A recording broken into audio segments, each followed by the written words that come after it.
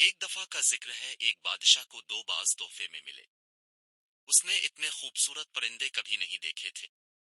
بادشاہ نے دنوں پرندے اپنے ملازم کو دیے کہ وہ ان کی تربیت کرے۔ ایک دن ملازم نے بادشاہ کو بتایا کہ ایک پرندہ اونچی اڑان اڑ رہا ہے اور دوسرا جس دن سے آیا ہے اپنی شاخ سے نہیں اڑ پا رہا۔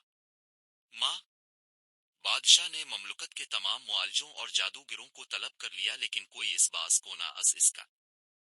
بادشاہ نے اپنے مشیروں کے سامنے یہ مسئلہ رکھا۔ گھنٹے دن اور دن مہینوں میں ڈھل گئے لیکن باز نہ اڑ سکا۔ بادشاہ نے کسی ایسے شخص کو بلانے کا فیصلہ کیا جو قدرت سے گہری دلچسپی رکھتا ہو۔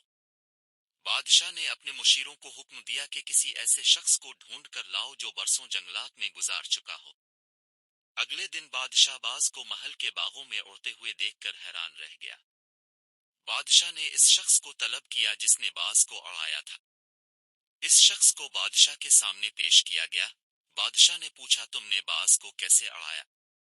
وہ مسکرا کر بولا، میں نے وہ شاخ کاٹ دی جس پر باز بیٹھا تھا۔ آگے بڑھنے کے مواقع بہت ہیں لیکن ہم آگے بڑھنے کی کوشش نہیں کرتے۔ ہم اپنی آسائشوں سے قدم باہر ہی نہیں نکالتے۔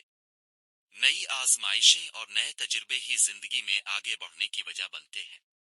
آزمائشوں کا مقابلہ کریں، یہی کامیابی کا واحد راستہ ہے۔